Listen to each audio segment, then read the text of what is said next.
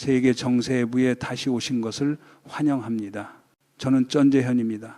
전례 없는 긴장이 대만 해협과 동중국의 전역으로 번지고 있습니다. 중국 전투기들이 하늘을 가르며 굉음을 내고 순항 미사일을 탑재한 구축함들이 전투 대형으로 이동합니다. 모든 장면은 마치 실제 전쟁을 앞둔 총리 허설처럼 보입니다. 더 이상 보여주기식 과시도 평화로운 훈련도 아닙니다. 광고 없이 이어지는 황금 시간대 드라마처럼 긴박함만 남아 있습니다. 그러던 중 예상치 못한 일이 벌어졌습니다. 베이징이 2025년 들어 가장 강경한 경고를 일본을 향해 내보냈습니다. 그 선언은 마치 레이더마저 숨을 죽이게 만드는 듯 했습니다. 만약 개입한다면 인민해방군의 강철 장벽에 정면으로 부딪히게 될 것이라는 메시지였습니다. 짧고 차갑고 함의가 가득한 말, 실탄이 날아가기 전 언어로 가하는 선제 타격과도 같았습니다. 자동 음성 안내처럼 냉정하지만 그 속뜻은 분명했습니다. 이것은 빈말이 아닙니다.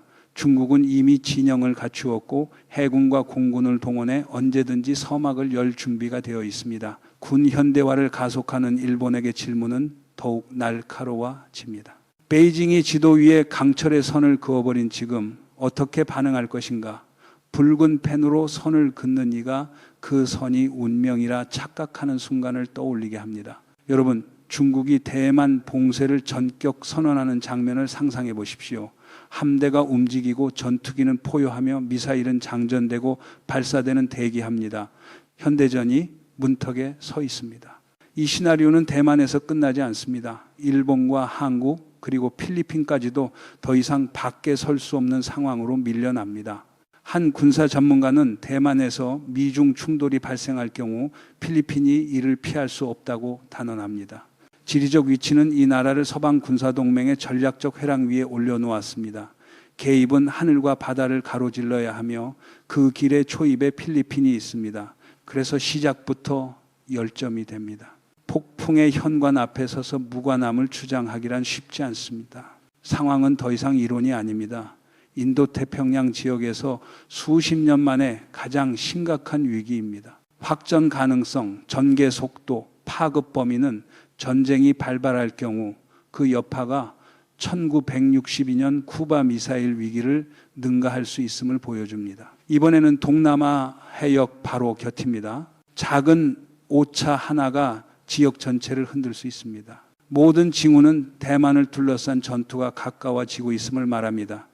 중국 전투기들이 섬 주변을 연일 비행하고 전함들은 전투 대형으로 바짝 다가옵니다. 이는 훈련이 아니라 실제 전쟁을 가정한 시나리오의 반복입니다. 세계의 인내심을 시험하는 무대입니다. 동시에 중국은 외교 전선을 가동합니다. 발언하는 국가에는 제재를, 개입을 암시하는 나라에는 위협을 던집니다. 일본은 직접 경고를 받았습니다. 개입하면 인민해방군의 강철 장벽에 짓눌릴 것이라는 말입니다.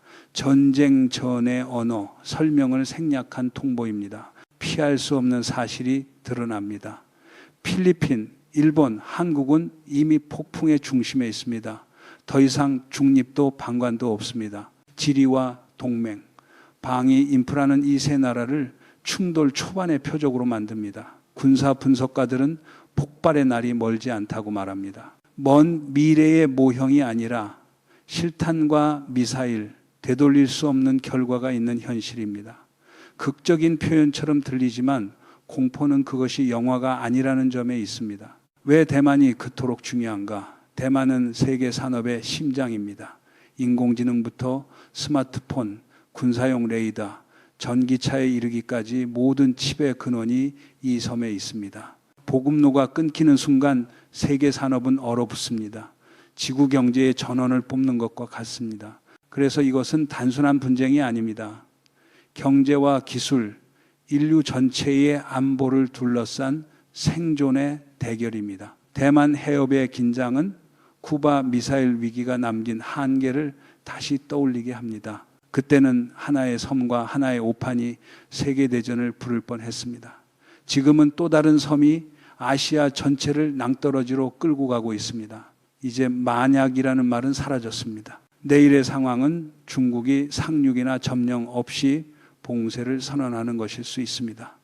해상 봉쇄, 레이더 타격, 항만 교란, 통신 마비, 몇 시간 안에 대만의 경제는 멈추고 반도체에서 인공지능과 전기차, 현대 무기까지 이어진 글로벌 공급망은 붕괴합니다. 이 그림에서 가장 먼저 휘말리는 이름은 미국이 아니라 일본과 필리핀입니다.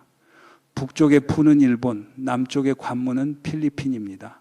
두 나라는 대만 접근로를 통제하며 중국이 전장을 잠그려 할 경우 첫 타격권에 놓입니다. 어느 아침 레이더에 봉쇄 신호가 포착된다면 대만의 총성이 아니라 보급로 위 국가들에 대한 선제 조치가 먼저일 수 있습니다. 그것이 지역 전쟁의 시작이 됩니다. 가장 위험한 시나리오는 현실로 다가옵니다. 강제 봉쇄는 대규모 침공이 아니라 전략적 조이기입니다. 중국은 해군과 해경, 해상 민병, 무인기와 전자전을 동원해 대만으로 향하는 해공로를 봉쇄합니다. 일상 순찰이 아니라 공급망을 끊고 경제를 마비시키며 최대 압박을 가하는 설계된 타격입니다. 발을 딛지 않고도 숨통을 조이는 방식입니다. 봉쇄와 함께 베이징은 억지와 제재를 병행합니다. 일본은 개입 시 강철 장벽에 부딪힐 것이라는 경고를 받았습니다. 도쿄의 의지를 겨냥한 직접 메시지입니다. 상황이 고조되면 항만과 연안 레이더, 중앙통신 거점 등 제한적 미사일 타격으로 확장될 수 있습니다. 전면전은 아니지만 대만의 방위와 경제를 흔들기에 충분합니다. 영내 반응은 즉각적일 수 있습니다. 일본은 아시아 최고 수준의 미사일 방어와 해군을 가동합니다. 이지스 구축함과 토마호크, 장거리 감시 레이더로 서북 태평양의 하늘과 바다를 지킵니다. 한국은 고급 정보 제공과 잠수함 전개로 동중국해와 접근 수역에서 감시와 억제를 담당합니다. 필리핀은 에드카 거점의 연계를 확대해 감시 비행과 해상 순찰, 후방 지원을 이어가며 남중국해의 전략적 연결을 유지합니다. 강제 봉쇄는 현실적이면서도 위험합니다. 경제를 질식시키고 총력전을 피하며 지역 전체를 대립의 소용돌이로 끌어들입니다. 준비와 동맹 연계가 부족하다면 그 여파는 공급망과 기술 안보, 인도태평양의 힘의 균형까지 미칩니다. 2026년이 다가오며 해저의 파도가 일어납니다. 회색 지대는 칼날 위에 얇은 도색일 뿐입니다. 중국은 전면전을 원하지 않을 수 있습니다. 선택적 고립이라는 전략이면 충분합니다. 부분 봉쇄는 막대한 경제 피해를 주면서도 대국의 대규모 군사 반응을 유발하지 않으려는 정교한 계산입니다. 학자들은 이를 총성 없는 목조르기라 부릅니다. 반군사 선박과 무인기, 전파 교란과 회색 전술로 대만을 조입니다. 폭발은 없고 대신 경제와 보급, 정치가 고립됩니다. 침묵은 결코 무해하지 않습니다. 북아시아와 동남아의 판은 즉각 움직입니다. 일본은 북쪽에 창이 되어 동중국해 보급로를 통제합니다. 한국은 전자정보와 전략해군으로 인민해방군의 움직임을 추적합니다. 미국은 항모와 핵잠수함, 방어미사일로 태평양 함대를 준비합니다. 남쪽의 관문 필리핀은 지원과 보급, 감시의 핵심 거점이 됩니다. 2026년 필리핀은 더 이상 변두리가 아닙니다. 도미노가 시작되면 누구도 비켜설 수 없습니다. 대만 해협은 국지적 열점이 아니라 기술과 공급망, 세계 질서를 둘러싼 전장의 중심이 됩니다. 그해 중반 봉쇄와 제한 타격, 전면 침공이라는 세 가지 시나리오는 도쿄에서 워싱턴까지 이미 분석되었습니다. 이는 책속 이론이 아니라 위성사진과 실제 배치에서 드러난 단계적 고조의 결과입니다. 훈련이 아닌 실제 전쟁의 총연습입니다. 해로 차단과 레이더 교란, 대만의 후방 고립이 단계별로 모의됩니다. 세 시나리오 중 전략 봉쇄는 가장 위험하면서도 가장 조용합니다. 한 발도 쏘지 않고 수백 척을 둘러 배치해 물자를 막고 신호를 고립시키면 며칠 안에 경제는 숨이 막힙니다. 일본은 에너지 수입로 때문에 가장 먼저 반응합니다. 미국도 움직입니다. 대만이 잠기면 제1돌연선의 전진 배치가 가동됩니다. 그러나 다음 불씨는 필리핀입니다. 남쪽의 루손 해협은 중요한 호흡로입니다. 후방과 감시 보급이 지나갑니다. 북부 루손의 에드카 거점은 동맹의 생명선이 됩니다. 핵심은 이것입니다. 필리핀은 참전하지 않아도 반응을 유발할 수 있습니다. 감시 비행과 후방 지원만으로도 인민해방군 함정은 바타네스에 접근하고 무인기는 레이더를 묶습니다. 총성 없는 회색 게임이 시작됩니다. 한 발 없이도 전선은 앞당겨집니다. 봉쇄가 기대만큼 효과를 내지 못하면 다음은 제한 타격입니다. 물리적 타격과 사이버전을 결합한 정밀 정보전입니다. 민간이 아닌 군사 핵심을 겨냥합니다. 레이더와 지휘센터, 공항과 정박함정, 계산된 선제 타격입니다. 그러나 더 섬뜩한 것은 침묵의 전선입니다. 중국은 대만뿐 아니라 미군과 협력하는 국가, 특히 필리핀을 향해 대규모 사이버 공격을 가할 수 있습니다. 2026년 필리핀의 에드카 지점은 보급과 통신, 감시의 요충지입니다. 그래서 표적이 됩니다. 항공 데이터와 관제, 민간 항만과 위성 연계까지 노립니다. 폭발도 상륙도 없이 몇 분 만에 지역 보급망이 무너질 수 있습니다.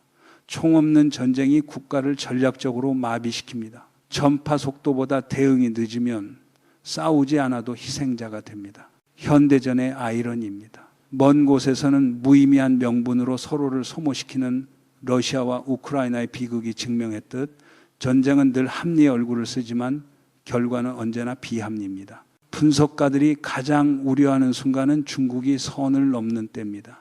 전면 침공이 시작되면 하늘과 바다, 육지가 동시에 열립니다. 전장은 대만에 그치지 않고 일본과 오키나와 북아시아의 핵심까지 확장됩니다. 군사 모형은 남쪽 보급 해랑을 핵심으로 지목합니다. 필리핀 인접 해역을 지나지 않으면 미군과 동맹의 병력과 미사일 보급은 움직일 수 없습니다. 필리핀은 발포하지 않아도 소용돌이에 들어갑니다. 에드카 기지는 급유와 감시, 기술 지원의 허브가 됩니다. 그래서 가장 위험합니다. 베이징은 선전포고를 기다리지 않습니다. 지원이 확인되는 순간 합법적 군사 목표로 간주할 수 있습니다. 결국 질문은 참전 여부가 아니라 기지의 존재가 필리핀을 어떻게 조준선 위에 올려놓는가입니다. 전면전이 터지면 세계 경제는 몇 주 만에 혼란에 빠질 수 있습니다. 디지털 시대의 금인 반도체는 사라지고 에너지는 급등하며 주식은 급락합니다. 작은 섬 하나가 세계의 일자리를 흔듭니다. 손톱만 한 칩에 의존하는 문명의 취약함입니다. 그러나 중심은 대만만이 아닙니다. 서태평양의 또 다른 나라가 전쟁의 지속과 회복을 좌우합니다. 필리핀입니다. 대만이 공격받으면 미국과 일본의 보급은 루손 해협을 지나야 합니다. 북부의 에드카 기지는 인도적 지원과 감시, 보급과 전략적 대피의 거점이 됩니다. 필리핀은 세계 질서가 무너지지 않게 붙드는 마지막 고리가 됩니다. 인민해방군은 이를 알고 있습니다.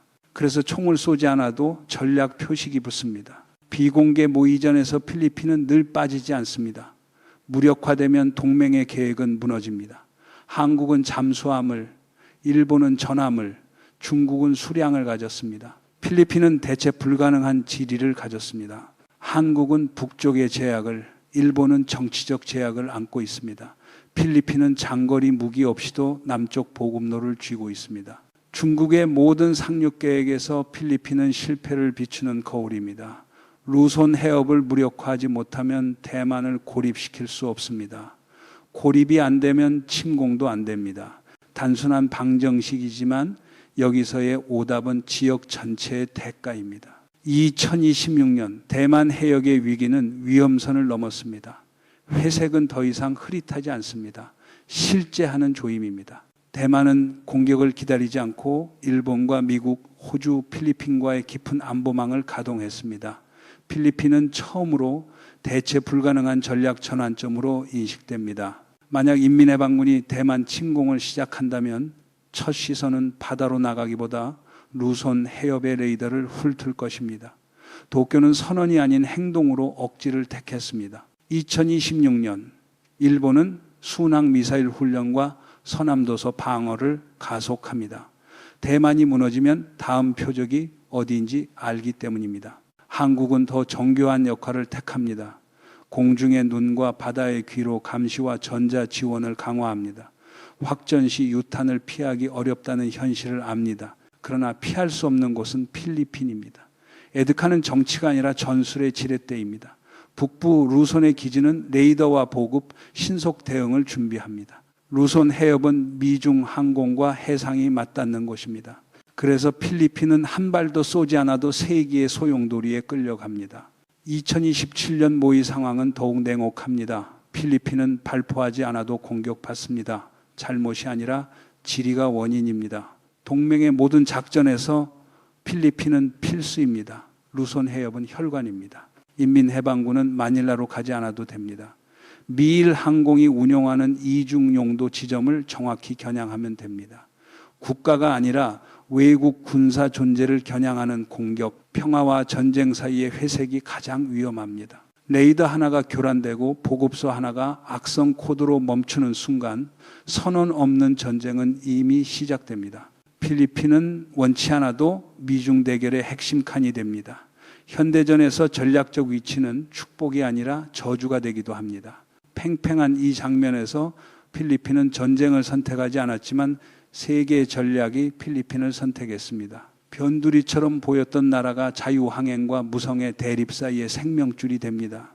악성 코드 한 줄, 끊긴 레이더 신호 하나로 타격이 시작되는 시대에 지리는 조건이 아니라 운명입니다. 루손 해협에서 동맹의 운명은 몇 시간 안에 결정될 수 있습니다. 그 순간 먼저 방아쇠를 당기는 것은 강대국이 아니라 가장 먼저 조준선에 들어오는 나라입니다. 새로운 세기, 새로운 위기, 그리고 부인할 수 없는 사실. 필리핀은 시대의 최전선에 서 있습니다. 원해서가 아니라 피할 수 없어서입니다. 세기의 전쟁은 아무도 예상하지 못한 바다에서 시작될 수 있습니다. 그리고 러시아와 우크라이나가 보여주었듯 허울 좋은 명분은 전쟁의 상처를 가려주지 못합니다. 역사 앞에서 냉정해지지 못한 선택의 대가는 언제나 민중이 치릅니다. 오늘의 세계 정세부는 여기까지입니다.